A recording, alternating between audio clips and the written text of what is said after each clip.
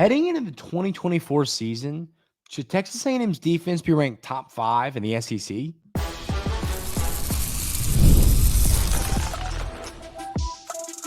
You are Locked On Aggies, your daily podcast on the Texas A&M Aggies, part of the Locked On Podcast Network, your team every day. Welcome on into Locked On Aggies. I'm your host, Andrew Stefaniak. Thanks for making Locked On Aggies your first listen every single day. Today, I want to talk a little bit about where Texas A&M's defense should rank in the SEC. Now, listen, we've talked about where the team should rank as a whole. We've talked honestly about the offense a little bit, but we haven't talked about where this defense should rank in the SEC. So I've got some mailbag questions for segment 2, and then here at the tail end, I will preview the Florida game. We know who's starting for each team. It sounds like, so we'll run through that here in a little bit. But, this website now, once again, it was a Texas fan-sided website. So, it's Texas fans, a little bit of bias there, and that's reality. Every time, everyone has a little bias toward what they believe on a team. But they had Texas A&M's defense ranked as the 7th best defense in the SEC. Now, I don't think this is, you could have had Texas A&M a lot lower to be really, for me to sit here and say you're crazy. I think 7's a little low. I think that, you could have put Texas A&M 5, and I'd have been like, okay, I think that'd been very fair. I mean, it's not like they had Texas A&M 10th or 9th or something that's just completely insane. 7th, I still think that's a spot or two low, but it's not like the worst ranking ever. But so let's read through the reasoning here for this. So it says Texas A&M has skyrocketed up the SEC preseason standings after nearly a decade and a half of struggling miserably in the conference. Mike Elko is known for his defensive dominance, and the Aggie fans are deeply desperate for a focus on stopping their opponents from running up the score. Elko's recruiting schemes and defensive prowess are just what Texas A&M ordered. So, the 6 teams ranked ahead of Texas A&M on this list: Oklahoma at 6, Bama at 5, LSU at 4, Texas at 3, Ole Miss at 2, Georgia at 1. The 2 here that I feel really good about that deserve to be there, I think Ole Miss's defense is going to be really good, and I think Georgia's defense is obviously going to be really good. So the who they have at 2 and 1, I completely agree with. Texas is going to have a good defense. I think that, in my opinion, I think that 3, 4, 5, 6, and 7 on this list are all pretty darn close. And I'll tell you this, LSU, they would have to make a drastic improvement from last year to this year. And obviously they lost some talented players. And I'm not saying that's not possible. And once again, I talk about all the time. I hate when people like in articles and stuff like that say, well, last year, this is no longer last year. And I get that. But, when I look at this, I just think that all of those 2, 3, 4, 5 teams right there are very capable of finishing in that number 3 spot. So, and in all honesty, I feel very confident that Texas A&M has a top 5 defense. I think people feel good about the front 7 for Texas A&M. I think the issue, once again, is the secondary, but Coach Elko has done a great job of plugging that hole via the portal. So, I think that, and once again, I can sit here and talk about how much better Texas A&M secondary is going to be. I can sit here and say, yeah, the secondary is going to be great. It's going to be so much better. I'm not concerned about it. But at the end of the day, there's a world where it doesn't take this leap like we're expecting. and Texas A&M just flat out isn't as good as we think they're going to be in the secondary, and that can happen. Right now it's all talk for the secondary. We still have to see it proved, but if this secondary, and I've said this before, for this Texas A&M defense to be really good, I don't even think the secondary has to be elite. I just think the secondary has to be good. I think if this secondary is just good, knowing how elite you're going to be in the front seven, I don't see how this isn't the top three, definitely top five, potentially top three defense in the SEC. And, I've talked about reaching your ceiling. How does Texas A&M reach their ceiling when it comes to wins? I think the way you do that is you have a really good defense. I mean, I've said it time and time again. I think that Texas A&M needs to have a really good defense in order to, have this season that I believe they can have with the schedule that they have. So, I think what makes this defense so great is the defensive line. And it's funny when we did that crossover with our Auburn host, Zach Blackerby, the other day, I had a lot of Auburn fans commented on his side of things saying, well, one position isn't going to win a game, referring to the defensive line. And yes, that's true. But if this defensive line is good as I believe Texas A&M's defensive line can be, it can create havoc all game. I mean, if one or two snaps per drive, the Texas A&M defensive line is in the backfield, creating serious problems for opposing quarterbacks. Yeah, it's that can win you football games. One position group can make a difference like that. And I think that's how good this defensive line is going to be. I think this linebacker room is going to be really solid. I think one of those transfers is going to step up next to York. And then I think this secondary, I'll be honest with you, it's kind of like I think you went and got too many solid players in the portal to fail. I think that there is definitely some room for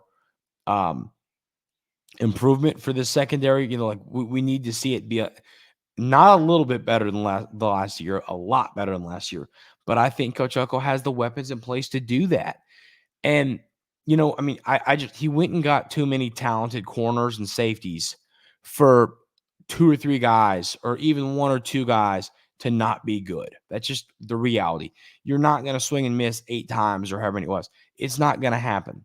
So I think if that secondary just takes that leap that I'm talking about, and just gets a little bit better, week by week, game by game, I think that Texas A&M can win 8 or 9 football games. I do think it's going to come down to the secondary. I am that confident in the front seven. I don't see there being any issues with the front seven. I think this is all going to come down to how good can the secondary be. And if the secondary is as good as we believe it can be, this defense can be a top 3 defense in the SEC. If you have a top 3 defense in the SEC, I believe you are guaranteed to win 8 football games with a really good chance at 9. So, and there's some teams on here.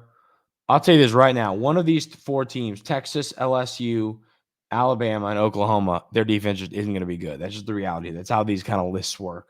So I believe that Texas A&M's defense should be in the, ratings about 5, maybe even higher. Which of these teams you move out? I just think you got to move LSU because we got to see it. I know they did a good job in the portal and they're fixing things, but we still got to see it. So that's kind of my thoughts there. But the real takeaway from this article, kind of having the Aggies defense 7th best in the SEC, is I think that while that's not the worst ranking ever, once again, I'm sure that somewhere out there, someone has this defense ranked 9th or 10th or 11th or something crazy that's just inaccurate. 7th, I still think is low, but it's not low enough to be crazy upset about. But I think the takeaway here is this defense is going to shock some people with how good it is. And I don't think people know how good this Texas A&M defense is going to be. And if this secondary just takes a little step in the right direction, this defense can be top 3 in the SEC. And if that happens, the Aggies are going to exceed expectations in 2024. Got a few mailbag questions to run through here real quick. And then in segment 3, we will break down the matchup with the Florida Gators in Omaha. We'll have those two conversations coming up right here on Locked On Aggies. But first, I got to tell you about our friends over at eBay Motors. Passion, drive, and patience, the formula for winning championships, is also what keeps your ride or die alive. eBay Motors has everything you need to maintain your vehicle and level up to peak performance. Superchargers, roof racks, exhaust kits, LED headlights, and more. Whether you're into speed, power, or style, eBay Motors has you covered. With over 122 million parts for your number one ride or die, you'll always find exactly what you're looking for. And with eBay Guaranteed Fit, your part is guaranteed to fit your ride every time or your money back. Because with eBay Motors, you're burning rubber, not cash. With all the parts you need at the prices you want, it's easy to make your car the MVP and bring home huge wins. Keep your ride or die alive at ebaymotors.com. Eligible items only. Exclusions apply. eBay Guaranteed Fit, only available to U.S. customers. So, few mailbag questions. I appreciate everybody sending them in. I got a couple from the YouTube comments yesterday, and a few people sent them to me on X/Twitter. So, the first question I got is, who leads Texas A&M in receiving yards and receiving touchdowns?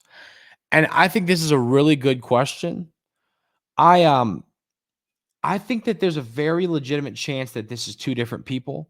So if I'm going to give you two answers, I believe in both answers, Noah Thomas leads this team in receiving touchdowns. I think there's a world where he has 8 to 10 touchdowns. Just knowing how big he is, how large of a frame he has, and how they're going to try and use him in the red zone to get the football to him. Then I think receiving yards, I'd say on one answer, I'd say Noah Thomas. And on the other, I think I'd say Jade Walker. I think there's a world where I'd say the leading receiver for Texas A&M has probably about 800 yards. I don't know if I'm a believer that Texas A&M has an 1,000-yard receiver. I would love to be wrong, because at the end of the day, as I've said time and time again, I would rather just have the alpha dog number one receiver than a whole bunch of really solid kind of wide receiver twos. I would be very happy to find out that Texas A&M has a true guy, has a true wide receiver one. And I think that can be Noah Thomas.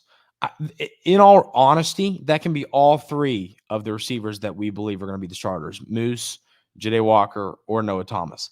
I've said that time and time again. I still lean toward it being Noah Thomas or Jade Walker. I had somebody comment recently saying, Andrew, I think there's a chance it's Moose. And once again, he's a veteran. He knows what he's doing. He's played a lot of college football. It wouldn't surprise me in any way to see Moose be that guy. I think he could be, but I still think it's Jade Walker or Noah Thomas. But I'm very confident that Noah Thomas leads this team in receiving touchdowns.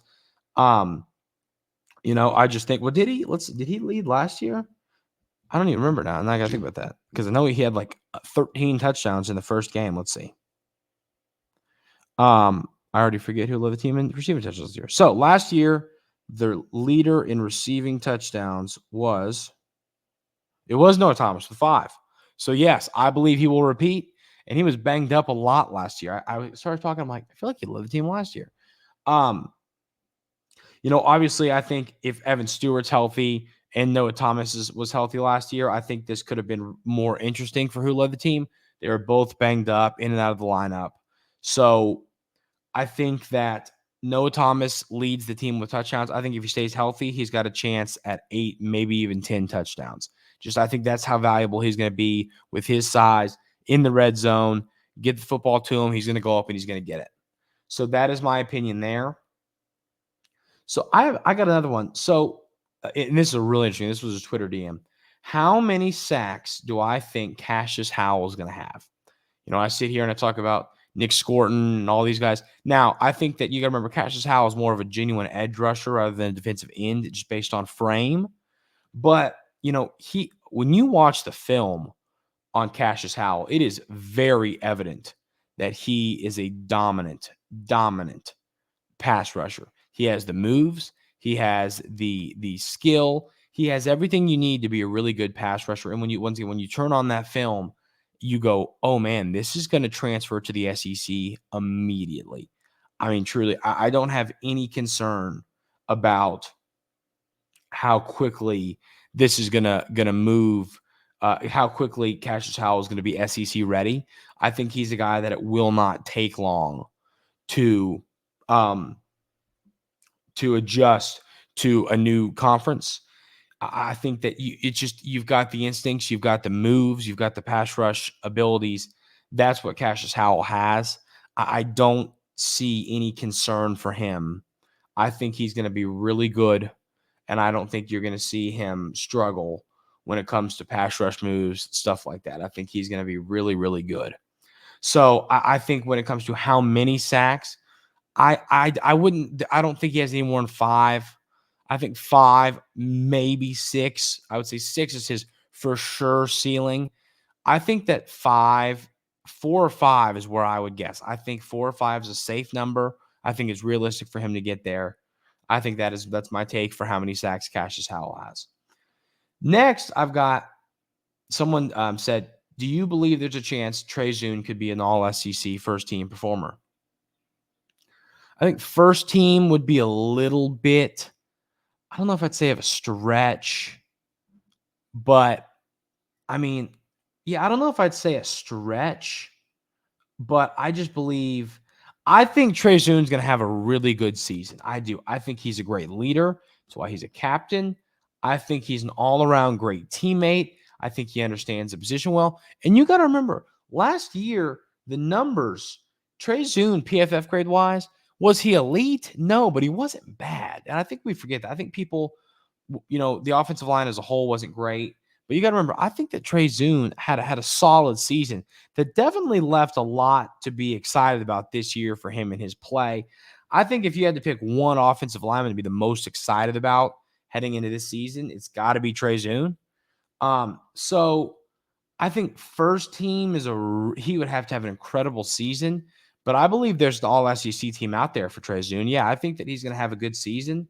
I think he's going to surprise some folks. I think that he's a lot better than everyone's giving him credit for.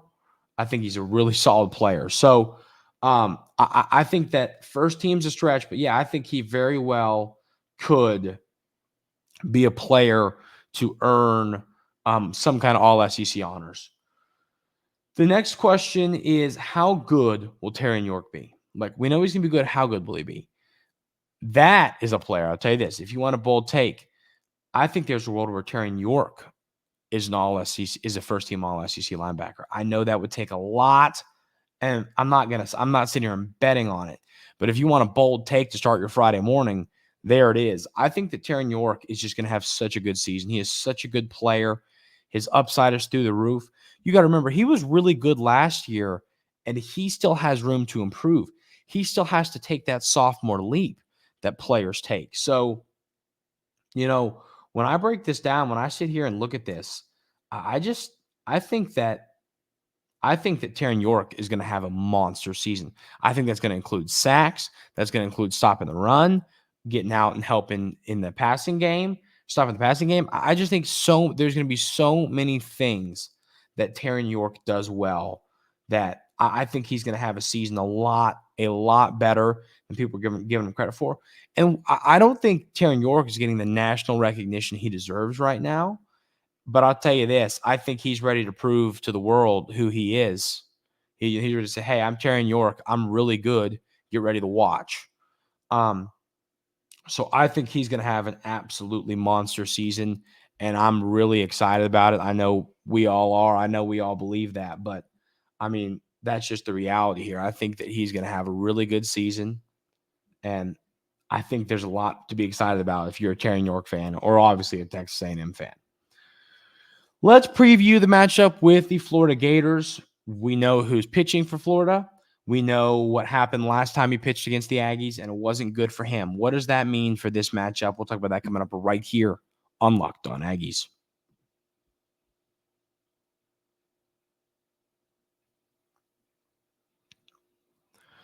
The Aggies are opening things up in Omaha against the Florida Gators, a Florida team that is hot, and that is not a good thing. It's not a good thing. You don't like playing that team that, they snuck into the NCAA tournament and they snuck into a regional and they won it. They snuck into a super and they won it. Those are the teams that can really cause trouble, because it's kind of like this. We've got nothing to lose. We weren't supposed to be here. Let's do it kind of mentality. And I think that's what the Gators have right now. It's definitely what their fans have. I've been seeing some folks talking on my show and in YouTube comments talking about the this game. And so Liam Peterson is going to start for the Gators against the Aggies. The last time he pitched against A&M, this was the game, the one game the Aggies won in that series that they did lose in Gainesville. They won that game 10-6, and Peterson went only 2 innings. Started the game, went 2 innings, 5 hits, 6 runs, 6 earned runs. Monty got him for an early homer, a 3-run bomb. So he got tattooed a little bit by this Texas A&M offense. As a pitcher, I'm trying to talk about this from a pitcher standpoint. It is a little. When I got shelled by a team, you want that revenge, but I feel like there's always a little struggle with confidence, because man, these guys have seen my stuff and they dominated my stuff. How do I get these guys out? What do I need to do? Do I need to change? Do I need to start working? Backing up counts and start with off speed? Do I need to start going with heat early? How do I pitch these guys to get outs? Because last time I could not get outs. And I think that is the question that Peterson is asking himself right now. Now he has a 5.97 ERA on the season, so not a great ERA. It's not like, I think he's been better to finish out the year, but not perfect, obviously, by any means. And it's not like that season ERA tells you he had one bad game against A&M. He's clearly not been incredible. He's been, a 5.97 ERA is not very good. That's just the reality here. And so, I think the point here, they're saving Caglione for game 2.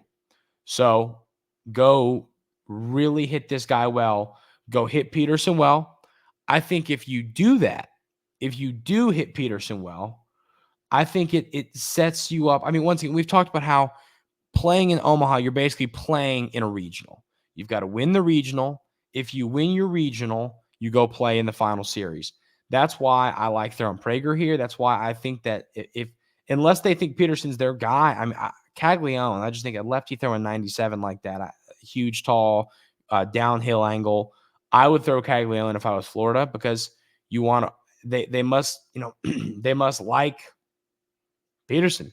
I would throw Caglione in this game. I'm not a head coach for the Florida Gators, but that's what I would do. I think even without Monty, this Texas A&M team is really confident. I think they feel good. I think they're playing with a chip on their shoulder for Monty. I think they want to win this for him.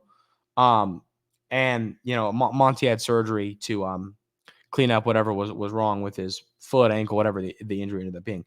But I think his team wants to win for him. So that's very exciting. That's what I got here for Florida. Who you need to be careful with at the plate, Caglione, obviously. But, Peterson, you've hit him before. You've seen his stuff. He's going to try and change something. Figure out early what he's going to try and change. Sit, find your pitch, and hit the ball well, hit the ball hard, score some runs, win this game, stay in the winner's bracket. That is the key for this matchup with Florida. That's going to do it for this week here at Locked On Aggies. I really appreciate y'all being here every single day. Hope everybody has an outstanding rest of their weekend. If you haven't already, continue to hit that subscribe button. Really helps the show out. It's going to be a lot of fun watching these baseball games this weekend. There's there's just something special about Omaha. It's a ton of fun. It's a special place. Hope everybody's out there. Hope everybody's getting their Jello shots from the Jello Shot Challenge. So it's gonna be a fun weekend of baseball. Let's get a couple huge wins and stay in the winners bracket. That's gonna do it for today's episode of Locked On Aggies. Hope everybody has a great rest of their Friday, and we will see you on Monday.